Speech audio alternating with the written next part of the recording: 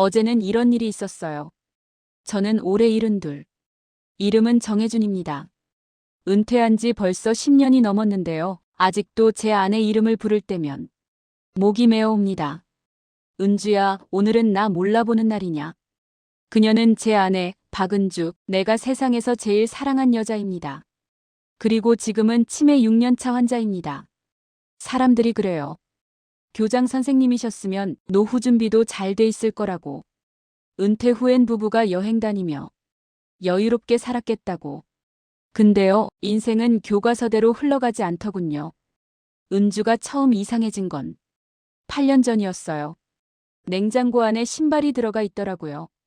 그때만 해도 그냥 깜빡했겠지 했어요. 근데 그날 밤 은주가 제게 물었어요. 여보, 당신 이름이 뭐였죠?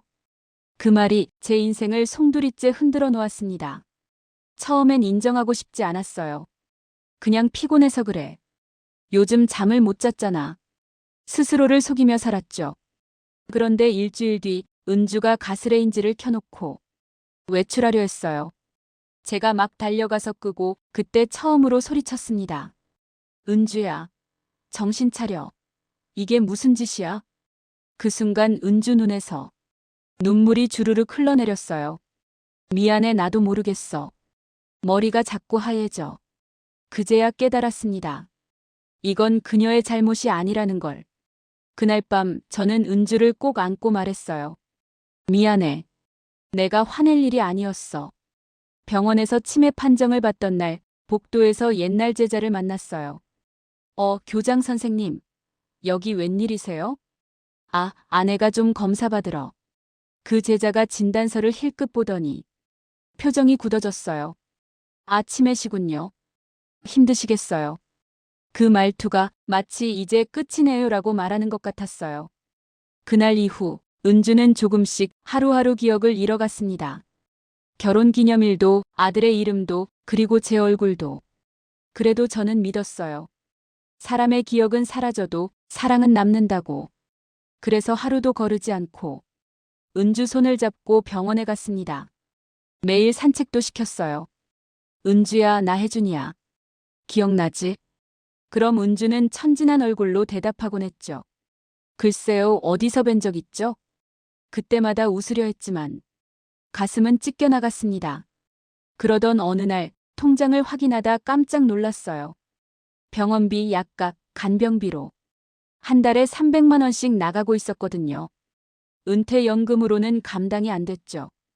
결국 제가 모아둔 노후 자금을 하나씩 깨기 시작했어요. 친구가 말했습니다. 혜준아, 그러다 너까지 쓰러진다. 요양원 보내는 게 훨씬 경제적이야. 그럼 나는 뭐가 되는 건데? 돈 때문에 사람을 버리라고? 친구는 아무 말도 못하더군요. 하지만 그날 밤 저는 통장을 보며 한참을 울었습니다.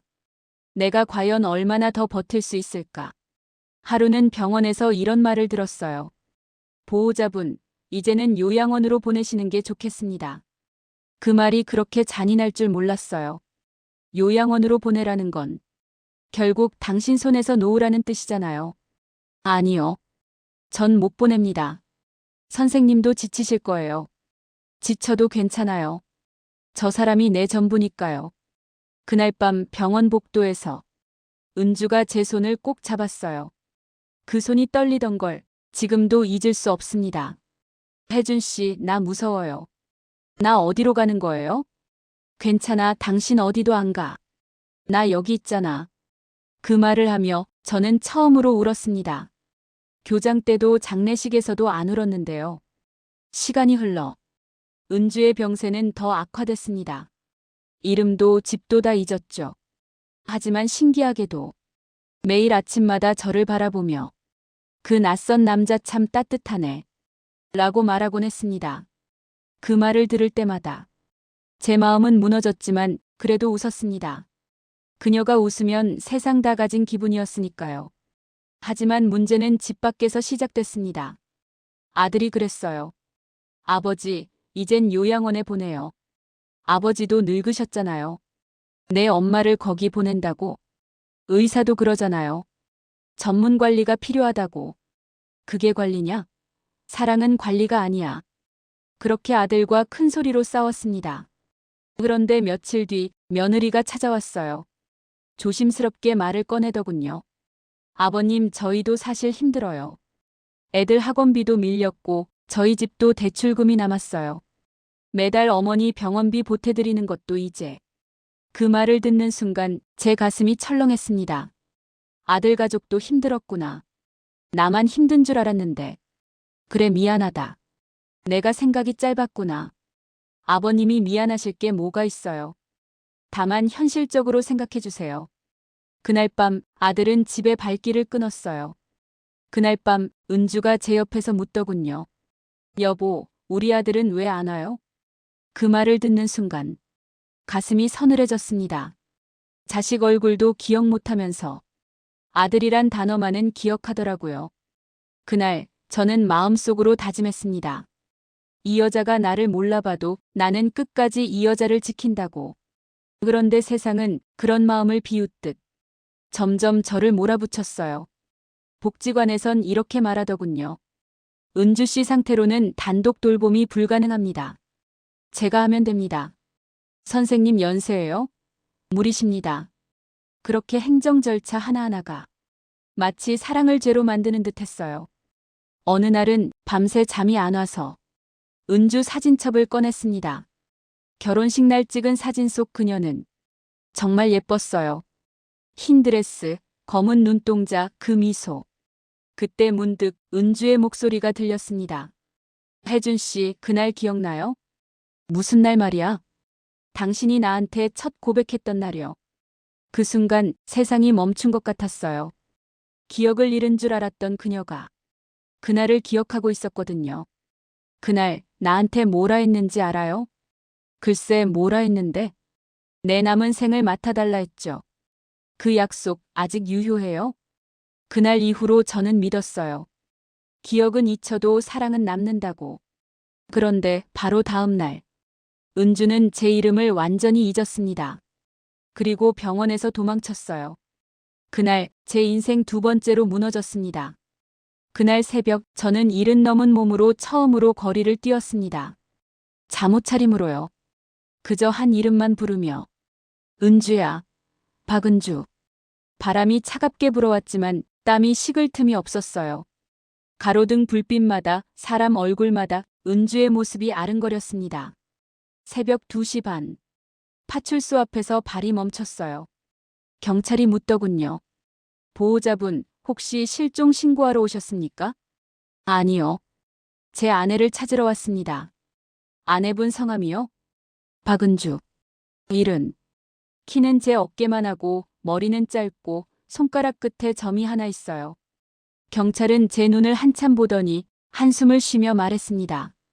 선생님, 솔직히 말씀드릴게요. 치매 환자 실종은 하루에도 몇 건씩 들어와요. 대부분은 다음 날 발견되는데 CCTV 확인하고 연락드릴게요. 다음 날이라뇨? 지금 당장 찾아야죠. 저희도 인력이 한정돼 있어서요. 그 순간 화가 치밀었지만 꾹 참았습니다. 화낼 시간에 한 곳이라도 더 찾아야 했으니까요. 동네를 돌며 사람들에게 물어봤어요. 혹시 이 사람 보셨어요? 제 아내인데. 어떤 사람은 고개를 저었고 어떤 사람은 귀찮다는 듯 피해갔어요. 편의점 주인은 이렇게 말했습니다.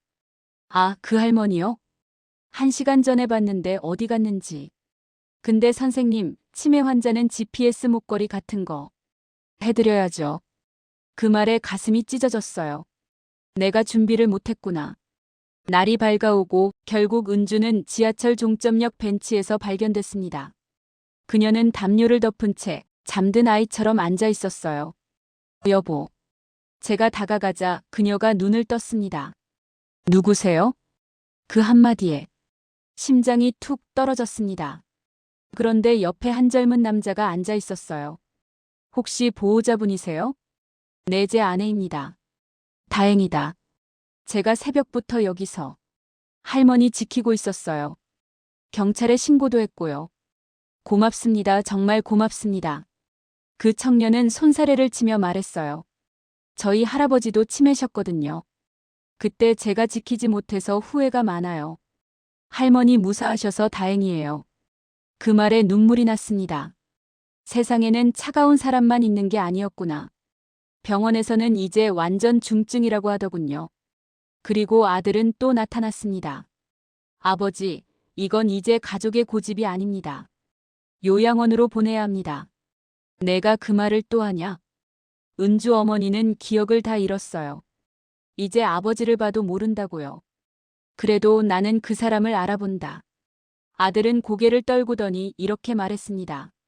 그럼 앞으로 아버지 인생은 혼자입니다. 그 말이 제 가슴을 무너뜨렸습니다. 친아들이지만 그 순간은 낯선 사람 같았습니다.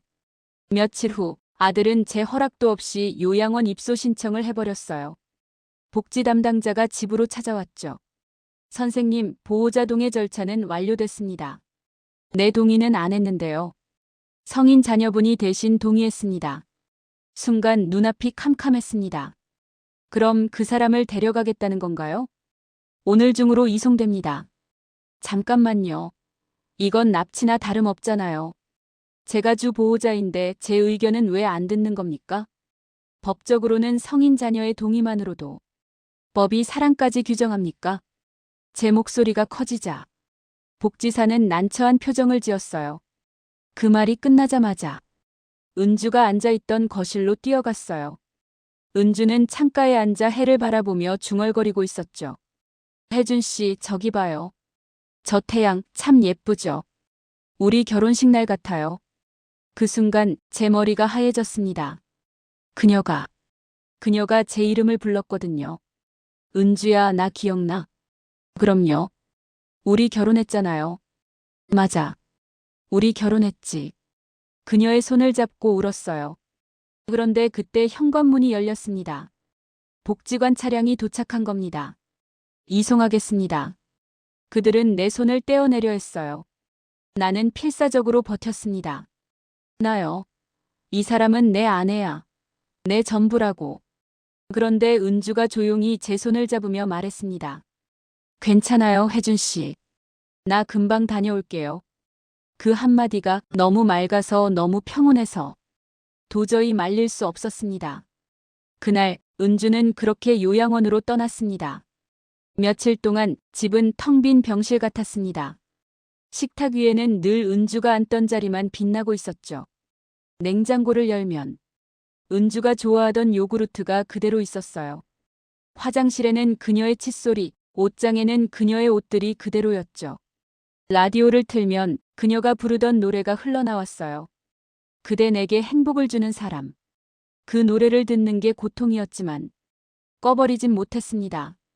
그녀가 돌아올까 봐요. 밤이 되면 그녀의 빈자리가 더 크게 느껴졌어요. 50년을 함께 잔 침대에 혼자 누워있으니 숨 쉬는 것조차 무거웠습니다. 어느 날 요양원으로부터 전화가 왔습니다. 보호자분, 은주 씨가 또 환자를 때렸습니다. 무슨 말입니까? 그분은 요즘 공격성이 심해져서요. 같은 방 환자를 자꾸 때리세요. 그녀가 사람을 때린다니. 제 은주가 그런 사람이 아닌데. 급히 요양원으로 달려갔어요. 은주는 구석에 웅크리고 있었고 옆 침대 할머니는 뺨에 멍이 들어 있었어요. 은주야, 왜 그랬어? 저 사람이 내 남편 데려간대요. 은주야, 저기 아무도 없잖아. 아니야. 분명히 있었어. 그녀의 눈에는 공포가 가득했어요. 그제야 깨달았습니다. 폭력이 아니라 두려움이었다는 걸. 요양원 측은 냉정하게 말했습니다.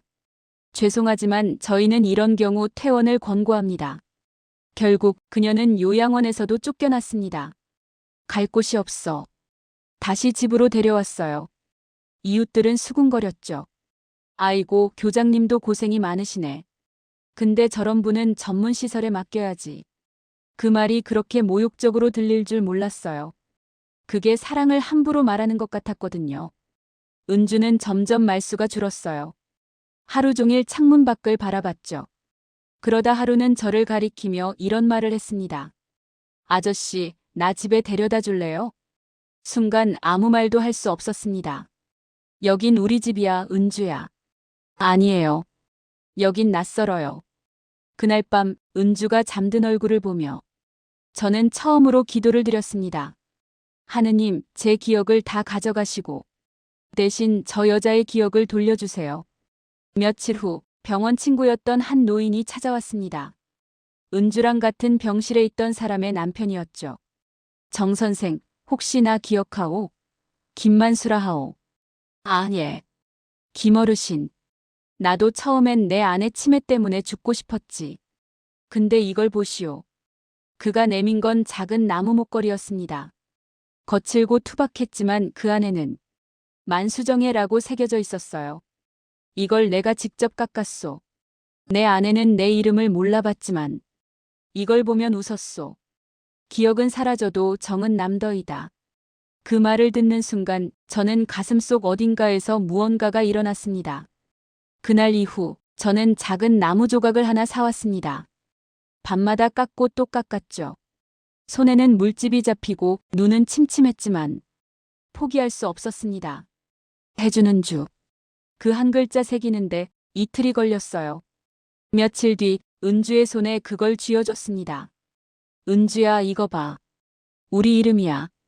은주는 고개를 갸웃하더니 천천히 웃었습니다. 이거 예쁘네요. 그 미소가 몇 달 만에 처음 보는 미소였습니다. 그날 밤 저는 오랜만에 잠이 들었습니다. 그리고 꿈을 꿨죠. 은주가 제게 다가와 예전 목소리로 말했어요. 혜준 씨, 나 아직 여기 있어요. 아침에 눈을 떴을 때 그 말이 귀에 생생하게 남아 있었습니다. 그래서 저는 결심했습니다. 이제 그녀의 남편으로서가 아니라 그녀의 기억이 되어주자. 그날 이후 저는 매일 아침 아내 대신 일기를 쓰기 시작했습니다. 은주의 이름으로요. 2021년 4월 3일. 오늘도 혜준 씨는 내 손을 잡아줬다. 참 따뜻했다. 처음엔 그저 기록이었어요. 하지만 어느 날부터 그 일기가 제 삶의 이유가 됐습니다. 마이너스. 매일 아침 6시 저는 일어나서 제일 먼저 일기장을 펼쳤어요. 그리고 어제의 은주를 기록했죠. 어제 은주는 3번 웃었다. 한 번은 햇살을 보며, 한 번은 라디오를 들으며, 한 번은 내 손을 잡으며. 그 기록들이 쌓이면서 저는 깨달았어요. 비록 그녀는 잊어도 이 기록은 남는다는 걸. 은주는 여전히 저를 아저씨라 불렀어요. 그래도 괜찮았습니다. 그녀 곁에서 그녀가 다시 웃는 걸 보는 게 제 하루의 목표였으니까요. 봄이 오고 벚꽃이 핀 날이었습니다. 은주를 데리고 병원 정원에 나갔어요. 꽃잎이 바람에 날리는데 은주가 그러더군요. 아저씨, 저 꽃 이름 아세요? 응. 벚꽃이야. 이 꽃 어디서 본 것 같아요? 그럼요. 당신이 제 손잡고 사진 찍던 그날이었어요. 결혼식 날. 은주는 한참을 바라보다가 조용히 제 어깨에 기대더니 말했어요. 그날 나 참 행복했어요. 그 말에 저는 울음을 삼켰습니다. 아직도 그 안에 우리의 기억이 살아있었던 겁니다. 그런데 그날 밤 제 몸에 이상이 왔어요. 허리가 끊어질 듯 아프고 무릎이 부어올랐습니다. 은주를 부축하고 산책하다가 계단에서 미끄러질 뻔했거든요. 그때 깨달았어요. 내 몸도 이제 한계구나. 병원에 가니 의사가 말했습니다. 선생님, 척추협착증이 심해졌어요. 무리하시면 안 됩니다. 하지만 제가 안 하면 누가 합니까? 지금처럼 하시다간 선생님이 먼저 쓰러지십니다. 그날 밤 진통제를 먹으며 생각했어요. 내가 쓰러지면 은주는 어떡하지? 그날 저녁 은주가 평소보다 더 멍하게 있길래 식탁 위에 일기장을 올려뒀어요. 이거 아저씨가 써준 거예요? 응. 내 일기야. 근데 왜 글씨가 낯설죠? 요즘 내가 글씨를 잊었다며 나한테 부탁했잖아. 은주는 고개를 갸웃하더니 그 일기장을 품에 꼭 안았어요. 그 모습이 참 예뻤어요. 마치 기억 대신 사랑을 품은 사람 같았거든요. 며칠 뒤 아들이 집으로 찾아왔습니다. 오랜만이었죠. 문 앞에서 망설이던 그 얼굴이 한참 동안 문고리만 잡고 있더군요. 제가 먼저 말했습니다. 들어와라. 아버지. 그 한마디에 그동안 쌓였던 벽이 조금은 무너지는 것 같았어요. 식탁에 마주 앉아 아들이 조심스럽게 말했습니다. 아버지 죄송했습니다. 무슨 일로? 요양원에 어머니 보내려고 한 거요. 그땐 그게 맞는 줄 알았습니다. 넌 내 방식대로 옳았어. 근데 사람 일은 계산대로만 되는 게 아니야. 사실 제가 지난주에 회사에서 승진했어요. 저는 놀라서 아들을 바라봤어요. 그래, 축하한다. 근데 승진하고 나니까 더 부끄러웠어요. 제가 출세는 했는데 정작 부모님한테는 아들 노릇을 못했구나 싶어서요. 아들의 눈에 눈물이 맺혔어요. 이젠 도와드릴게요. 그 말이 그렇게 따뜻하게 들릴 줄 몰랐어요. 그때 은주가 방문을 열고 나왔습니다. 손에는 제가 써준 일기장을 들고 있었어요. 이거 당신이 쓴 거죠? 응. 그럼 이게 우리 얘기인 거예요? 그래. 우리 이야기야. 은주는 제 옆에 앉더니 그 일기장을 아들에게 내밀었습니다. 이거 내가 읽어줄래? 제가요? 그래야 내가 기억할 수 있을 것 같아요. 아들이 일기장을 읽기 시작했습니다. 조금이 천천히. 은주는 고개를 끄덕이며 들었고 저는 그 모습을 그저 바라봤습니다. 2021년 5월 10일. 오늘은 은주가 나를 알아보지 못했다. 그래도 괜찮다. 난 오늘도 그녀의 남편이니까. 아들은 읽다가 눈을 멈췄습니다. 그리고 눈물이 떨어졌어요. 아버지 이거 매일 쓰신 거예요? 그래. 매일. 6년째. 저 정말 몰랐어요. 아버지가 이렇게까지 하시는지. 아들이 고개를 숙였어요. 그리고 떨리는 목소리로 말했습니다. 이제 저도 쓸게요. 그 말 한마디에 제 마음속에 있던 미움이 다 녹아내렸습니다. 그날 이후 우리 셋은 함께 일기를 썼습니다. 하루는 제가, 하루는 아들이, 그리고 하루는 은주가 짧게 한 줄씩 썼어요. 오늘은 바람이 따뜻했다. 오늘은 밥이 맛있었다. 오늘은 당신이 웃었다. 그게 전부였지만 그 세 줄이 우리 가족의 하루를 지탱했습니다. 어느 주말 며느리가 아이들을 데리고 왔어요. 손녀와 손자가 할머니를 보더니 조심스럽게 다가왔죠. 할머니, 저 기억하세요? 은주는 고개를 갸웃했어요. 손녀가 슬픈 표정을 짓자 며느리가 말했습니다. 괜찮아. 할머니는 지금 마음으로 기억하시는 거야. 그리고 며느리가 제게 조용히 말했어요. 아버님, 제가 매주 토요일마다 오겠습니다. 어머니 씻기는 것도 도와드리고 아버님 식사도 챙겨드리겠습니다. 그래도 내가 바쁠 텐데. 아버님이 어머니 혼자 돌보시는데. 저희가 뭐 그리 바쁘겠어요. 그날 가족이 다시 하나가 되는 느낌이었어요. 그러던 어느 날 은주가 제 손을 꼭 잡고 말했습니다. 혜준 씨, 나 이제 다 잊어도 괜찮을까요? 왜 그런 말을 해? 이젠 무서움보다 고마움이 더 커졌어요. 뭐가 고마운데? 당신이 나 잊지 않아서요. 그 말을 듣는 순간 저는 아무 말도 못했습니다. 눈물이 앞을 가렸어요. 그날 밤 은주는 제 품에서 잠들었고 그 후로는 한동안 말을 잃었습니다. 시간이 더 흘러 은주의 상태는 급격히 나빠졌어요. 이제는 식사도 혼자 못하고 화장실도 가지 못했습니다. 의사가 저를 따로 불렀어요. 보호자분, 이제 병원 입원을 고려하셔야 합니다. 집에서는 더 이상 돌보시기 어려울 겁니다. 선생님, 제가 끝까지 집에서 돌보면 안 될까요? 선생님도 건강이 안 좋으시잖아요. 환자분을 위해서라도. 그 순간 깨달았어요. 이건 제 고집이 아니라 은주를 위한 선택이어야 한다는 걸. 그날 저녁 가족 회의를 했어요. 아들과 며느리 그리고 저. 아버지, 어머니를 병원에 모시는 게 맞을 것 같습니다. 알아. 나도 그 생각을 했다. 하지만 아버지는 매일 병원에 가실 수 있어요. 저희도 주말마다 갈게요. 며느리가 덧붙였어요. 그리고 어머니 방에는 아버지가 쓴 일기장을 전부 가져다 놓을게요. 벽에는 가족 사진도 붙이고요. 그 말에 제 마음이 조금은 편해졌어요. 혼자가 아니구나. 은주는 결국 요양병원으로 다시 들어가야 했습니다.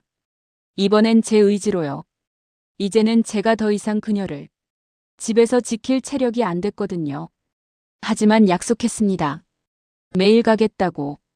하루도 빠지지 않겠다고. 그리고 정말로 매일 갔습니다. 아침 9시면 어김없이 병원에 도착해서 은주의 손을 잡았어요. 은주야, 오늘은 또 생일기야.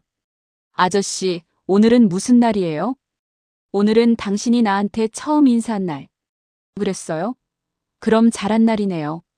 그녀는 그날 또 웃었어요. 기억은 없었지만 그 미소 하나로 충분했습니다. 그리고 3개월 뒤 은주의 상태가 급격히 나빠졌어요. 한밤중에 병원에서 전화가 왔습니다. 보호자분, 빨리 오셔야 할 것 같습니다. 달려갔을 때 은주는 산소 호흡기를 끼고 있었어요. 아들 가족도 모두 와 있었죠. 저는 은주의 손을 잡았습니다. 은주야, 나 혜준이야. 들려? 그녀의 눈이 희미하게 떠졌어요. 그리고 아주 작은 목소리로 말했습니다. 혜준 씨. 그게 그녀가 제 이름을 부른 마지막이었어요. 새벽 4시 32분. 은주는 제 손을 잡은 채로 조용히 눈을 감았습니다. 아들이 울었고 며느리가 손녀를 안았고 저는 그저 그녀의 손을 놓지 않았어요. 고생했어, 은주야. 이제 편히 쉬어. 그 말을 하는데 이상하게도 눈물이 나지 않았어요. 대신 마음이 평온했습니다. 그녀가 더 이상 두려워하지 않아도 되니까. 더 이상 기억을 잃어버릴까 불안해하지 않아도 되니까. 장례식 날 제가 일기장을 들고 마지막으로 읽어줬어요. 2022년 8월 15일. 오늘 은주가 내 이름을 불렀다. 그 한마디면 충분하다. 그리고 오늘 은주는 평온하게 떠났다. 50년을 함께한 내 아내, 내 사랑, 내 기억. 이제 그녀는 아무것도 잊지 않는 곳에 있다. 나는 그걸로 만족한다. 사람들이 묻습니다. 선생님, 치매 환자를 6년간 돌보며 뭐가 남았냐고. 저는 웃으며 답합니다. 기억은 사라졌지만 사랑은 남았다고요. 사랑은 머리에 남는 게 아니라 가슴에 남는 거더군요. 이제 매일 밤 저는 그녀의 일기장을 펴고 이렇게 씁니다. 오늘도 은주야, 너는 나를 잊었지만 나는 아직도 너를 기억한다. 요즘 저는 동네 치매 지원센터에서 자원봉사를 합니다. 같은 처지의 보호자들을 만나 제 이야기를 들려주죠. 힘들어도 괜찮습니다. 사랑한다는 건 원래 힘든 겁니다. 하지만 그 힘듦 속에서 우리는 진짜 사랑이 뭔지 배우게 됩니다. 그리고 은주가 써준 일기장을 보여줘요. 6년간의 기록이 담긴 그 노트를. 이게 제 보물입니다. 여러분도 언젠가 이런 보물을 갖게 될 겁니다. 여러분, 혹시 지금 곁에 있는 사람이 당신을 잊는다 해도 너무 슬퍼하지 마세요. 사랑은 기억이 아니라 마음의 습관이니까요. 그 습관은 절대 사라지지 않아요. 그리고 기억하세요. 가장 아름다운 사랑은 상대가 나를 기억할 때가 아니라 내가 상대를 잊지 않을 때 완성됩니다. 지금 이 순간 여러분 곁에 있는 사람을 꼭 안아주세요. 그리고 말해주세요. 사랑해. 내가 기억할게. 그 한마디가 누군가에게는 평생의 위안이 될 수 있습니다. 저는 정혜준입니다. 50년을 사랑하고 6년을 간병하고 이제는 혼자 남았지만 여전히 행복합니다. 왜냐하면 사랑은 끝나지 않으니까요.